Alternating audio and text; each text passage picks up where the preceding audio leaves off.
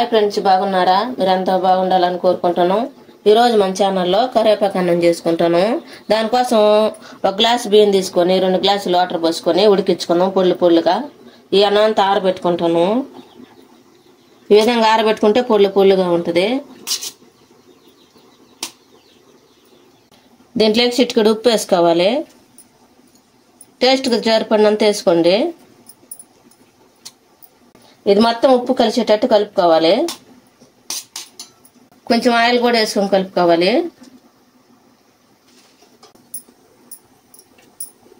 ఇది మొత్తం చల్లారి పెట్టుకోవాలి. పక్కన పెట్టుకున్నాం.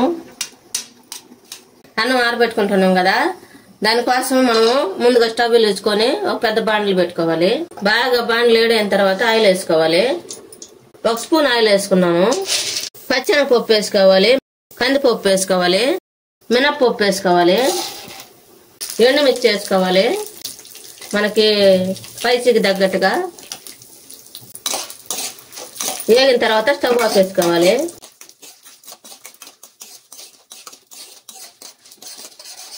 వేగిన తర్వాత మొత్తం ఒక ప్లేట్లోకి తీసుకోవాలి. కరివేపాకు వేపుకోవాలి. కరివేపాకు శుద్ధంగా కడుక్కొని తీసుకోవాలి. మంచి తాజా కరివేపాకు తీసుకుని వేసుకోవాలి. పుల్లలో ఏమి రాకుండా శుద్ధంగా కడిగి వేసుకోవాలి. ఏమైనా చెడిపోయిన ఆకులు ఉంటే తీసేసుకోండి. ఇది మొత్తం బాగా దోరగా వేపుకోవాలి. నిమ్ము లేకుండా చూసుకోండి, చెట్టు చెట్టు ఆడతాయి, పైన పడతాయి.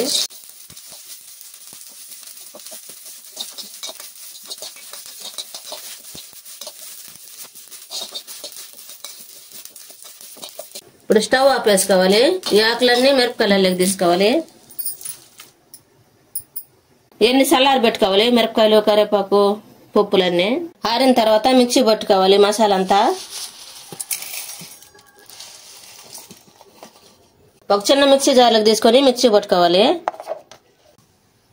ఈ విధంగా మిక్సీ పట్టుకోవాలి. ఇది పక్కన పెట్టుకుందాము. ఇప్పుడు తాలింపు పెట్టుకుందాం. మనం స్టవ్ వెలిగించుకొని మళ్ళా బాండ్లు పెట్టుకోవాలి. ఆయిల్ వేసుకోవాలి. 4 ఎండు మిరపకాయలు వేసుకోవాలి. వేరుశనగపప్పు తీసుకోవాలి, 1/2 కప్పు. ఇది మొత్తం కలుపుకోవాలి బాగా వేగేదాకా. 1 స్పూన్ జీలకర్ర తీసుకోవాలి. కరివేపాకు వేసుకోవాలి.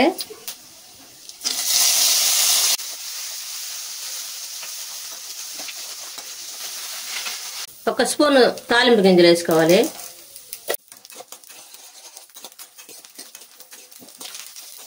ఇది బాగా వేగిన తర్వాత వేగినాయి కదా, ఇప్పుడు మనం ముందుగా అన్నం కలిపి పెట్టుకున్నాం కదా, ఉప్పు ఆయిల్ వేసుకొని ఆ అన్నం కూడా పోసుకొని కలుపుకున్నాము.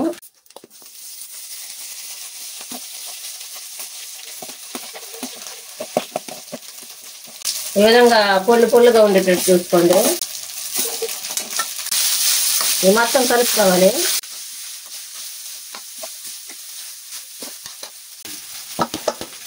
అన్నం అంతా కలుపుకున్నాం కదా, ముందుగా మనం ఈ పప్పులు అవన్నీ మిక్సీ పెట్టుకున్నాం కదా, కరివేపాకు అవన్నీ అవి పోసేసుకోవాలి.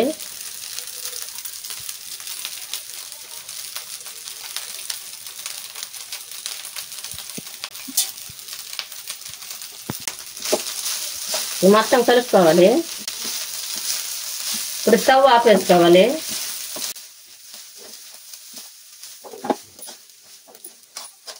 అన్నం బాగా కలిపిన తర్వాత 2 నిమ్మకాయలు పిండుకోవాలి.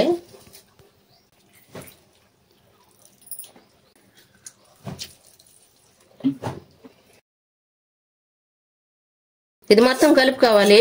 ఈ నిమ్మకాయ వేస్తే బాగా టేస్టీగా ఉంటుంది, పుల్ల పుల్లంగా బాగుంటుంది. ఈ విధంగా వేడిగా ఉన్నప్పుడే కలిపేసుకోవాలి మొత్తము.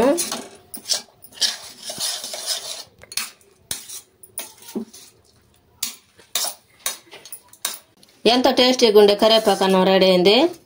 మీరు కూడా మీ ఇంట్లో చేసుకొని ఎలా ఉందో మాకు కామెంట్లో పెట్టండి. లైక్, షేర్ చేయండి, సబ్స్క్రైబ్ చేసుకోండి, పక్కన ఉన్న బిల్ నొక్కండి. Thanks for watching.